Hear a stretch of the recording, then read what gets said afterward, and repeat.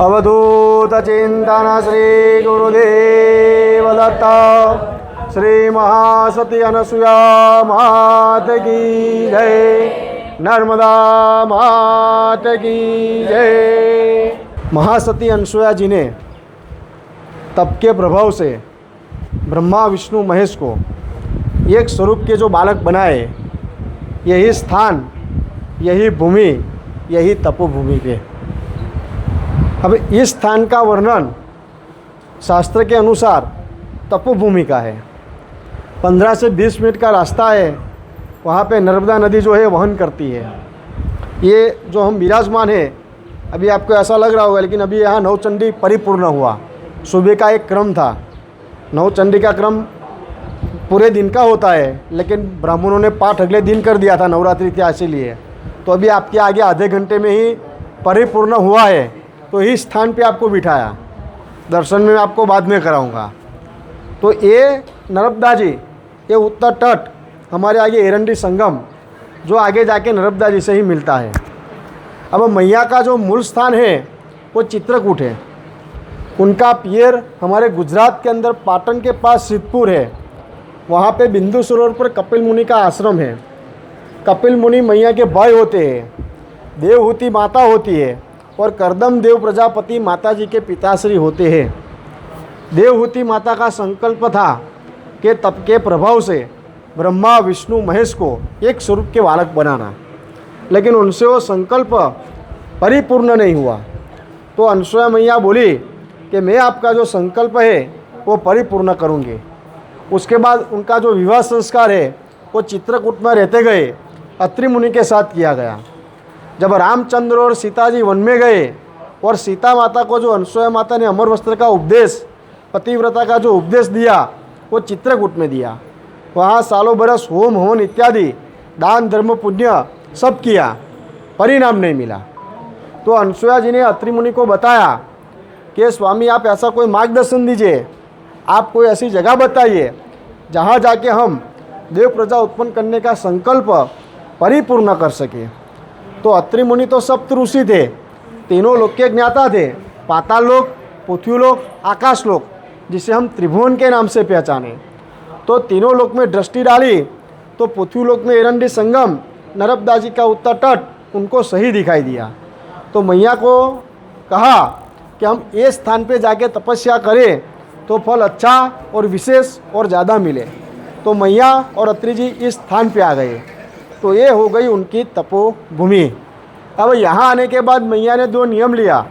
एक तो अतिथि देवो भव, दूसरा नियम पति परमेश्वर, और बाकी का समय रहता है उसमें प्रभु का स्मरण करना, जप तप दान धर्म पुण्य करना। कैसे? तो गर्मी की जब मौसम है तो पंचाग्नि 5 रथ अग्नि पूजित करके बीच में बैठ के, ठंड की मौसम है तो भीगे वस्त्र पहन के, और बारिश की मौसम है तो खुले मैदान में बैठ के। ऐसे सालों बरस मैया ने, अत्रि जी ने तपस्या की और 2 नियम अतिथि देवो भव, पति परमेश्वर का पालन किया। तप का प्रभाव दिनों दिन बढ़ता गया। शास्त्र के अनुसार त्रिभुवन, 3 लोक जो बताए हैं, सब जगह पे एक ही चर्चा होने लगी कि अनसुया नाम की साध्वी कौन है और क्यों तप कर रही है। और नारद मुनि ने 3 माताओं को कहा कि आप क्या सती हो, आपसे महासती अनसुया मृत्यु लोक में है। आपके स्वामी ब्रह्मा विष्णु महेश को वो बालक बनाना चाहती है। तो 3 माताओं को अभिमान हो गया, ऐसी कौन सती है, ऐसी कौन साध्वी है जो हमारे 3 स्वामी को बालक बनाना चाहती है। 3 माता 3 देव को कहती है कि अनसुया नाम की जो भी सती साध्वी है उसका आप तप भंग करके आओ, परीक्षा ले आओ, तो हमारी सतीत्व की कामना तीनों लोक में अखंड अमर रहे। भगवान को सब मालूम था कि कर्म बड़ा है, फल देना है। 3 माताओं को अभिमान है, वो भी तोड़ना है। तीर एक था, निशाना 2 लगाना था।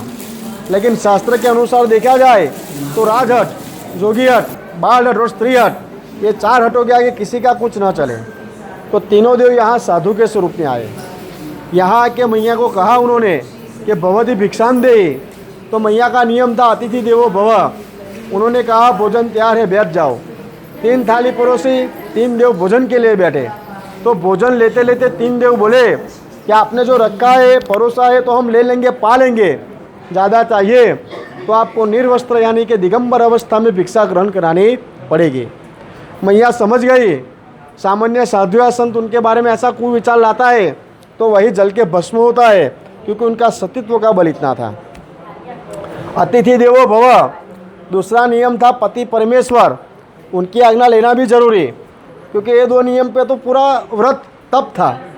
अत्रि मुनि का ध्यान करके कहा, स्वामी ऐसे 3 साधु आए हैं, ऐसी अयोग्य मांगनी कर रहे हैं, तो मैं क्या करूं? तो उन्होंने कहा, हमारे द्वार पे आए हैं, वो सामान्य साधु नहीं है, ब्रह्मा विष्णु महेश है, आपको ठीक, आपको उचित लगे ऐसा कीजिए। अत्रि मुनि ने कहा, देवी कमंडल में से अंडली लो और संकल्प करो कि मन वचन कर्म से एक ही पति माना हो, और अतिथि की जो मैंने सेवा पूजा की हो तो जो भी को है 6 मास के बालक हो जाए। अंडली छिड़की, तीनों देव एक स्वरूप के बालक हो गए।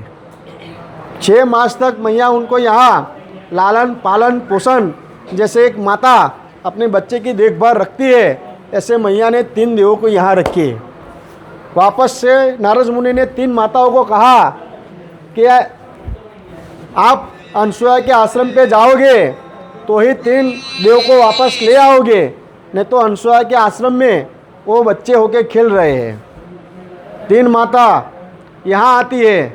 यहाँ आने के बाद मैया को कहती है कि भवती भिक्षान देही, क्योंकि उनको भी वेश का पलटा तो करना पड़े, तो ही हो सके ना कब, तो भवती भिक्षान देही। तो मैया ने कहा, भोजन तैयार है, बैठ जाओ। तो कि ऐसे नहीं, हम तो स्वर्ग की सती है, लक्ष्मी जी, सावित्री जी, पार्वती जी हमारे स्वामी को लेने आई है। मैया ने कहा, मैं हूँ, मेरे स्वामी है, ये खेल रहे, मेरे 3 बच्चे हैं, आपके स्वामी होते हैं तो पहचान के ले लो, मुझे कोई हर्जा नहीं है। तीनों का एक स्वरूप, बाल स्वरूप, एक दूसरे का हाथ छू ले तो सती धर्म का खंडन होवे। परीक्षा मैया की करने आए हैं, परीक्षा उनकी खुद की होती है। तो मैया की माफ़ी मांग के कहती है कि हम तो स्वर्ग की सती है, रहने वाली है, लेकिन आज से आप तीनों लोक में महासती से काम ना पाओगे। तो हमारे हिंदू धर्म के अनुसार सती शब्द का प्रयोजन होता है, लेकिन ये महासती अनसुया जी कहलाए गए। फिर से मैया ने जल लिया, संकल्प किया, मन वचन कर्म से एक ही पति माना, और अतिथि की जो सेवा पूजा की हो तो 3 देव मूल स्वरूप में आ जाए। तीनों देव मूल स्वरूप में आ गए। मैया को 3 देव ने कहा, वरम गुरु, कुछ वरदान मांगो।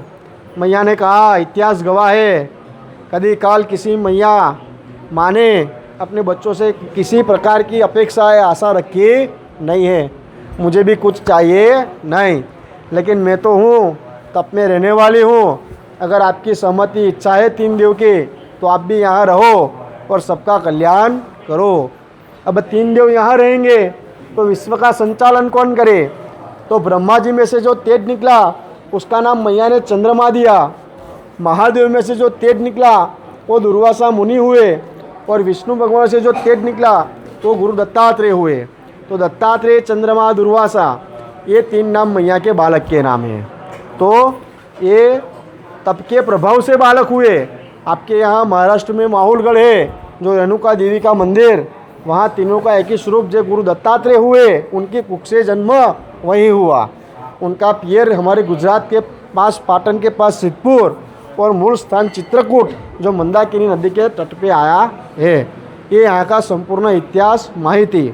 दूसरा, एरंडी संगम, नर्मदा पुराण के अंदर उल्लेख है, स्त्री हत्या, गौ हत्या, बाल हत्या, ब्रह्म हत्या, कोई भी हत्या का निवारण उस स्थान पे होता है, और यहाँ की मिट्टी से चर्म रोग, कोढ़, करोड़िया, रक्तपित, ईश्वरिया, खस खजुआ, गर्मी मिट जाता है।